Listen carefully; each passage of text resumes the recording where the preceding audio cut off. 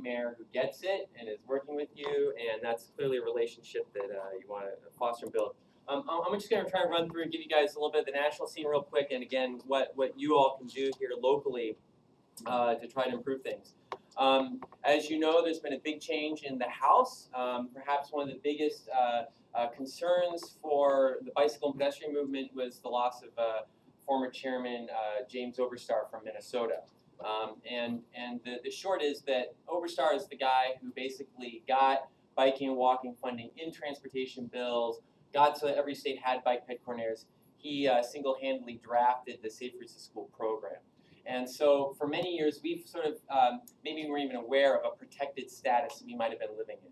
Because he would have highway lobbyists and contractors coming to him talking about money that they want to get highways. And he's like, well, as far as I know, you're still the same ones who are building the bike paths. And so, you know, I want to hear about what you're doing. You know, next year they come back and like, well, we built all these bike paths. With, you know, so we've lost Oberstar. And we have many other friends and champions. I mean, there's I think 150 or 200 members of Congress who are part of the Bike Caucus. But we have a big challenge ahead of us to educate and to bring on some new folks. Chairman Micah, who is the new chairman from Florida, has been very friendly, has participated in things like Safe Routes to School. He gets a transit connection. But they have shrunk the House committee, and of the 33 Republicans on the House committee, 19 of them are freshmen. So there's been a complete loss of institutional memory or even knowledge of programs that exist, like transportation enhancements, Safe Routes to School. There's also myths out there that, oh, transportation enhancements is 10% of the transportation budget. It's 10% of one piece of the transportation budget. It is less than 1% of federal funding in the transportation bill going to biking and walking. And so we're expecting in a vote, the current transportation bill has already been through like 5 extensions, and that runs out on March 4th. And we're expecting the transportation bill to be bundled in with the general appropriations to keep a number of things like the entire government running. And it's probably going to be happening the week of February 14th. Originally, we thought it was going to be, you know, right to the deadline, as Congress usually is. So we've been organizing as part of America Bikes, the Alliance, the League of American Bicyclists, Rails to Trails Conservancy, Adventure Cycling Association, IMBA, and several other organizations all work under the umbrella of America Bikes. It's our united effort on the transportation bill. And we've been doing that since the early days to get ICE-T and Safety Lou reauthorized and so forth. And we've identified some 194 members of Congress, largely pretty much all the freshmen, people in key committees and leadership to educate them about things. And not only do we expect there to be a vote, we fully expect an amendment to the bill to zero out funding for transportation enhancements, to zero out funding for Safe Routes to School, to probably cut drastically other programs that are near and dear to our hearts and help benefit biking and walking, such as CMAC and others. And as the mayor mentioned, earmarks are very unpopular right now. So we can pretty much count on 0 earmarks, which we've been pretty successful in getting a number of biking and walking earmarks in there. Ironically, we still have new members of Congress saying, well, no, you know, I think it's inappropriate for elected officials, for unelected officials, for bureaucrats to make decisions on things like Tiger grants as to where the money's going. That should be left to elected officials to decide where the money's going. That is pretty much what earmarks have been. But, so it may be that we'll see earmarks come back again someday because it is such a political animal. But right now, we can't count on any money for earmarks. And so what we're talking about is that over the last 20 years, some $6 billion that has gone to support biking and walking. And it's really a large part of what we've been able to see as far as change on the ground and the dramatic popularity increase of biking and walking. And so we do want to work very hard to preserve, because this federal funding is key for helping set precedent, for helping leverage money at the local level, and again, it's a great opportunity for us to engage and so forth. We're not likely to win a vote in the House, and all is not lost because we do have a Senate that is supportive of biking and walking.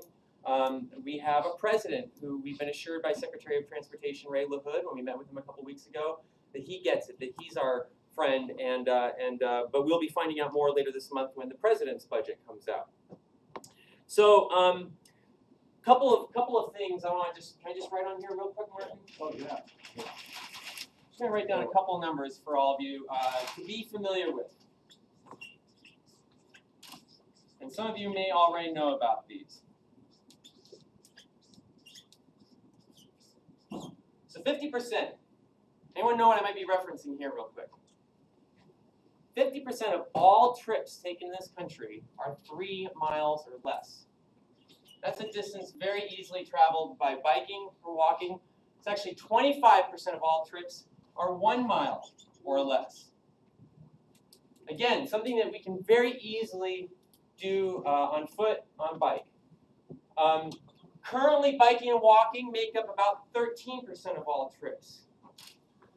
And we're only getting about 1% of the federal picture, or of federal funding for biking and walking.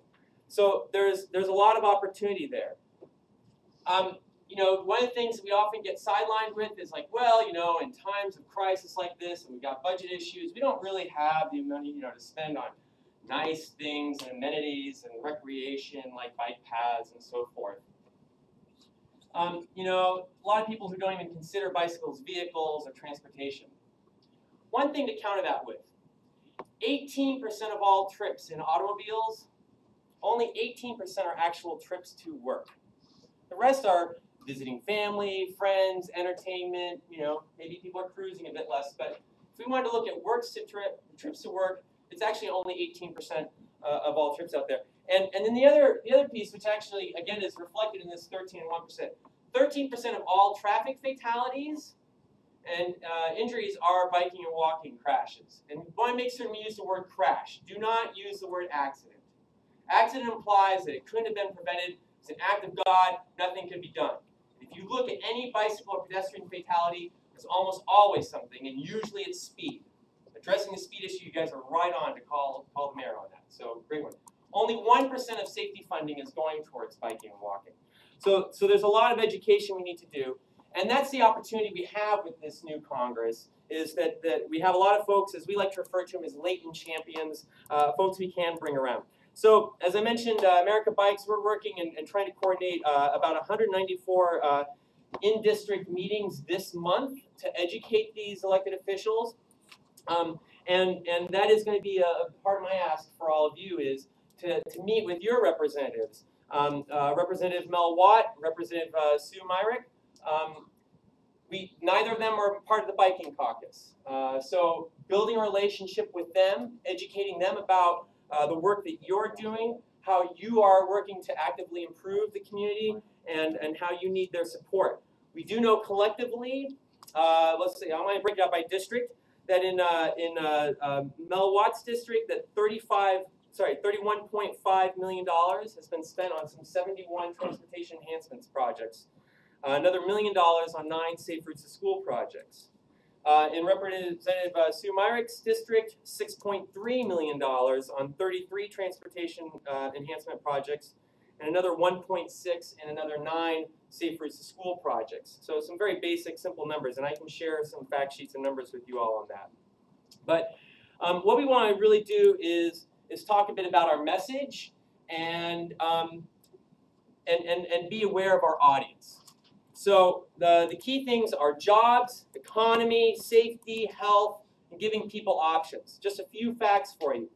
On the jobs picture, America Bikes commissioned a study, you might have heard about it, the city of Baltimore, drilling into some of the numbers of jobs created in building bike infrastructure. The short of it is, 2 times as many jobs are created when you build bike infrastructure because it's much more labor intensive than resource intensive.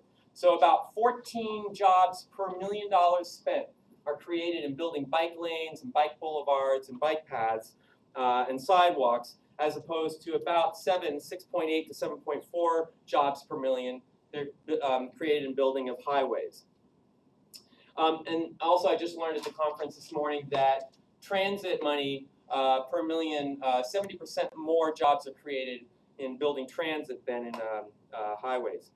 The economy. We all know about the tourism opportunities, that people who go to destinations where they can bike and walk are going to stay longer. They may have more discretionary money to spend because they're doing something that's also healthy and pretty low cost.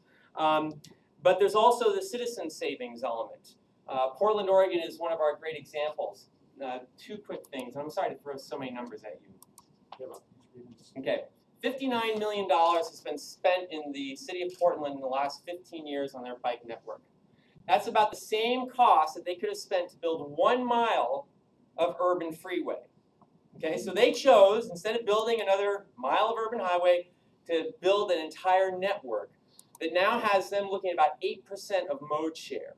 Okay, so imagine, you know, many, many more times people out riding their bikes and literally bicycle traffic jams on some of the bridges that they have. They've also equated that saves the average resident in Portland $1,500 a year because they have transportation options, because they don't have to drive their car everywhere every time they want to go places, and some people can choose to even live without a car or with fewer cars in their household. And so that savings has given them a little bit of a cushion in times like a recession. The safety piece I've already covered quickly with some of the stats there.